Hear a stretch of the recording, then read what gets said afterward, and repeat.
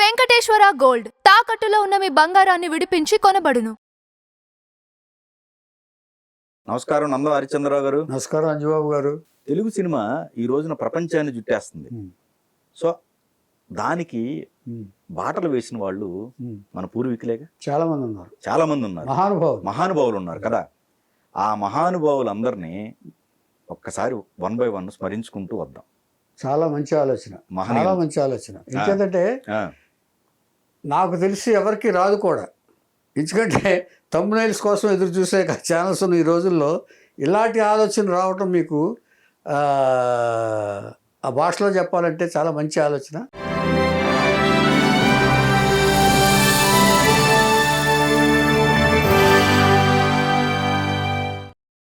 NT Ramarao గారు సీతారామ కళ్యాణం cinema చేశారు, కానీ పేరు వేసుకోలేదు. కారణం ఏంటి? కారణం అంటే దానికి ఒక పెద్ద కథ ఉంది. ఈయన రామారావు గారికి పురాణాలంటే ఎంత ఇష్టమో మీకు తెలిసింది. ఎంచేదంటే పురాణ పురుషుడు ఆయన. ఒరిజినల్గా అందరూ చెప్పుకునే మాట ఇది. దేవుళ్ళు వేషంలో ఆయన రాముడు వేషం వేద్దాం అనుకుని ఒక రామాయణాన్ని తెప్పించి దాన్ని పరిశోధన చేసి స్క్రీన్ ప్లే ఆర్టిస్టులందరినీ ఫిక్స్ చేసుకుని రావణాసుడికి ఎవరినో ఫిక్స్ చేసి రాముడికి ఫిక్స్ చేసి మొత్తం ఆర్టిస్టులందరినీ ఫిక్స్ చేసుకున్నారు. ఫిక్స్ చేసుకున్న తర్వాత ఒక ఆయన వేరే రామాయణంలో ఉందని చెప్పి వేరే విధంగా ఉందని చెప్పేసి ఇంకొక రామాయణం కథ తీసుకొచ్చాడు ఆయన. తీసుకొచ్చి దాంట్లో ఏంటంటే రావణాసురుడిని హైలైట్ చేశారు. అందులో అసలు రావణాసురుడు ఎంత పండితుడు అయినా, విజ్ఞాని, అంచే మహాశివభక్తుడు అయినా ఆయన గొప్పతనం అంతా అందులో రామాయణంలో హైలైట్ చేశారు ఆయన. రామారావు గారు ఇమ్మీడియట్గా అవును ఈ రావణాసురుడు క్యారెక్టర్ నేను ఎందుకు వేయకూడదు, ఎవరినో ఫిక్స్ చేశారు ఆయన. రావణాసురుడు క్యారెక్టర్ నేను వెయ్యాలి ఎలాగైనా చెప్పేసి ఆయన అనుకుని దర్శకుడిగా ఎవరిని పెట్టుకొని ఇంకెవరున్నారు, మాయాబజారు ఆయనతో సినిమాలు తీసిన కేవీ రెడ్డి అభిమాన్ డైరెక్టరు కేవీ రెడ్డి గారిని డైరెక్ట్ చేయమని అడిగారు. ఆయనకు మొత్తం స్క్రిప్ట్ అంతా చూపించారు. మొత్తం ఇది అయిన తర్వాత ఇలాగ అనుకుంది, నేను రావణాసురుడు వేస్తున్నాను, రాముడు వేస్తాను. నువ్వు రాముడు కదా వేయాల్సింది అన్నారు. కాదు ఈసారి నేను రావణాసురుడే వేస్తాను, దాన్ని మీరు డైరెక్ట్ చేసి పెట్టండి అన్నాడు. ఆలోచించాడు ఆయన. రావణాసురుడు గారిని యాక్సెప్ట్ చేయరు రామారావు గారు. ఎందుకంటే నిన్ను రాముడిగా అంగీకరించిన వాళ్ళు ఎప్పుడు రావణాసురుడు వ్యతిరేకమైన నెగిటివ్ క్యారెక్టర్ని ఎట్లా అంగీకరిస్తారు, చేయరు అన్నారు. చేయండి రెడ్డి గారు, ఏముంది దానికి, చూస్తాం ఒకసారి, నా సొంత బ్యానర్ కదా, నేనే కదా తీసేది సినిమా అని చెప్పి చేయండి రెడ్డి గారు అన్నారు. సారీ రామారావు, నాకు నచ్చని పని నేను చేయను, నేను సినిమా చేయలేను, సారీ అని చెప్పేసి వెళ్ళిపోయాడు. రామారావు ఫీల్ అవ్వాల. ఇంచేతంటే ఒక దర్శకుడిని గౌరవించడంలో మాస్టర్ అయినా. ఇంచేత దర్శకుడి యొక్క గౌరవం ఏంటో తెలుసు. పైగా అంత మహాచిత్రాలు తీసిన కేవీ రెడ్డి గారు, అవును ఆయన మాయాబజార్ లాంటి గొప్ప చిత్రాలు తీసిన కేవీ రెడ్డి గారు అలా అనేటప్పటికి కించిత్తు బాధపడ్డా కూడా కూడా ఒక మాట, ఒక అర్థం ఉంది ఆయన అర్థం ఉంది కదా. ఇచ్చే ప్రజాభిప్రాయాన్ని గౌరవించాడు ఆయన. కరెక్ట్, ప్రజల్లో ఆయనకున్న స్థానాన్ని గుర్తు చేశాడు అంతే. కానీ రామారావు గారికి పాత్ర పట్ల ఎక్కువ ఇది ఉంది. మనం ఇంతకాలం ఈ క్యారెక్టర్లు ఎలాగో చేస్తాం, మనం అందరూ పాజిటివ్గానే ఉంటుంది. రాముడు అంటే చిరుమందహాసం ఇవన్నీ చేస్తామే, కానీ నటించడానికి బాగా అవకాశం ఉన్న, హోప్ ఉన్న పాత్ర రావణాసురుడు. ఎప్పుడైనా సరే పాజిటివ్ పాత్రలు ఎప్పుడు కూడా మంచిగానే ఉంటాయి, కానీ నెగిటివ్ పాత్ర పోషించి మెప్పించటంలోనే ఒక నటుడికి తన దాహం తీరుతుందని చెప్పేసి రామారావు గారికి ఆ నటదాహం ఎక్కువ. ఆయన ఎప్పుడైనా సరే దాన్ని ఎలాగైనా పోషించేయాలని మొండివాడని చెప్పుకున్నాం ఇదివరకు, అది కదా. ఆ మొండితనం ఇంటికి వచ్చింది. ఆలోచించాడు ఆయన.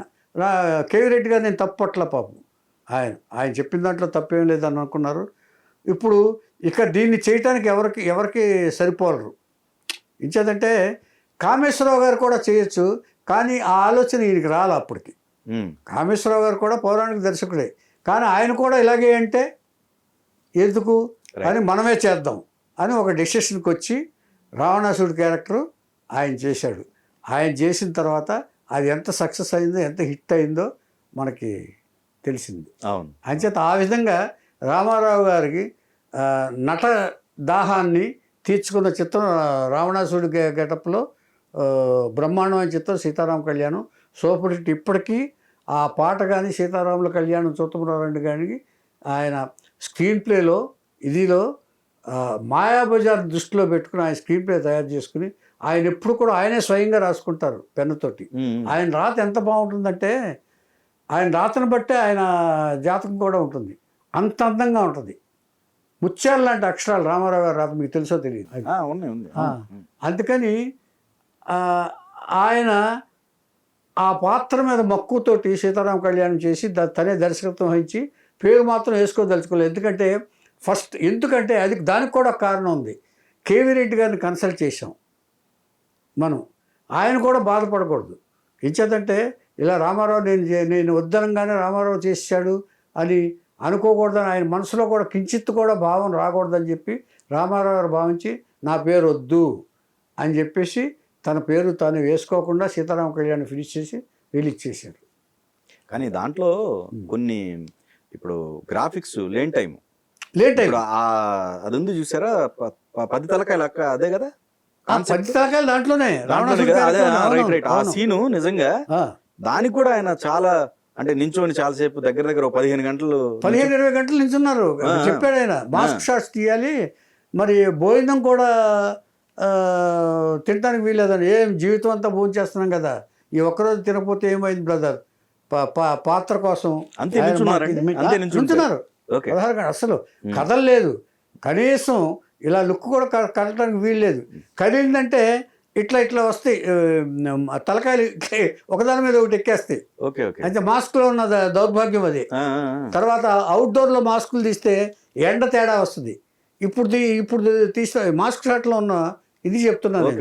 ఇప్పుడు ఒక షాట్ ఇప్పుడు తీసాం, కాసేపు ఆగిన తర్వాత రెండో షాట్ తీయాలి, రెండో మాస్క్ తీయాలంటే ఎండ చల్లబడిపోవచ్చు, లేదా ఎండ పెరగవచ్చు.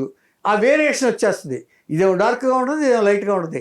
అందుకని మాస్క్ షాట్ తీసేటప్పుడు చాలా జాగ్రత్తగా కదలకుండా ఉండాలి మనిషి. అది ఇండోర్లోనే చేయాలి. ఇది ఇండోర్లోనే అంచేతంటే ఇండోర్లోనే చేశారు. అది మొత్తం ఎత్తటం కానీ కొండ ఎత్తటం కానీ మొత్తం ఇండోరే. అది అసలు ఆ స్క్రీన్ ప్లేగా జోహార్ అనొచ్చు రామారావు గారికి. ఎందుకంటే సీతారామ కళ్యాణంలో ఆయన పాత్ర కానీ అది కానీ అసలు రావణాసుడిని కూడా మంచివాడు అనుకునేలా చేసిన గొప్ప నటుడు రామారావు గారు అంటలో, ఆయన మహానుభావుడు అంటలో సందేహమే లేదు. ఇంచేత రావణాసుడిని కూడా ప్రజల దృష్టిలో మంచివాడు చేశాడు, హీరోని చేశాడు. అవును. అంచేత దుర్యోధనుడు అట్లా చూసుకుంటే దుర్యోధనుడు కానీ ఆ లాస్ట్లో అంటాడు, నేను పారేసిన ఎంగిలి ఇది తొడ మీద కొట్టి ఇచ్చేయంగానే ఏం చేస్తావు, ఎంగిలి కూడా బతుకుని మీ రాజ్యం వేలుకో అని ధర్మరాజా అంటాడు. చూసారా, అది ఒక్క డైలాగ్ తోటి ఎంత ఇది వస్తుందో తెలుసండి. కర్ణుడు క్యారెక్టర్ అంచేత కర్ణుడు క్యారెక్టర్ సరే. అంచేత రామారావు గారు ఏది చేసినా కూడా ఆయన పరిశ్రమని ఇంకెవరన్నా ఉన్నారా సార్ అసలు అలా చేయడానికి? ఎవరు లేరు. అందుకని ఆయన చేత ఆ మహానటుడి గురించి ఎంత చెప్పుకున్నా, ఎవరు చెప్పుకున్నా అన్నీ మళ్ళీ పుట్టాలని భగవంతుని ప్రార్థించే తప్ప మనం ఏం చేయలేము సార్. ఎందుకంటే అలాంటి మహానుభావుడు మళ్ళీ నటుల్లో పుడతారా? లేకపోతే రాజకీయం సరే వదిలేసండి, రాజకీయంలో కష్టమే. ఆ కష్టమే. అలా ఆలోచించే వాళ్ళు చాలా తక్కువ సార్ రాజకీయాల్లో. రాజకీయాల్లోకి వచ్చి ఎంతసేపు ఓటర్లను కొట్టడానికి డబ్బు ఎంత సంపాదించాలి ఈ పీరియడ్లో, ఆ తర్వాత మనం ఎంత సంపాదించుకోవాలని ఆలోచించేవాళ్ళే తప్ప నిస్వార్థంగా సేవ చేద్దాం, ప్రజలకి ఇది చేద్దాం, ప్రజలకి ఇది కావాలి అని ఆలోచించేవాళ్ళు ఎవరైనా ఉన్నారా? గుండెల మీద చేసుకుని చెప్పండి. Even since from Gandhi rhyme నుంచి కూడా నేను అడుగుతున్నాను. ఎవరికి వాళ్ళు ఇచ్చేసేది తప్ప స్వచ్ఛమైన రాజకీయ నాయకుడిగా అవతరించిన మహానుభావుడు నందమూరి తారక రామారావు అంటంలో సందేహం లేదు. నేను చెప్పటంలో అసలు ఇది లేదు.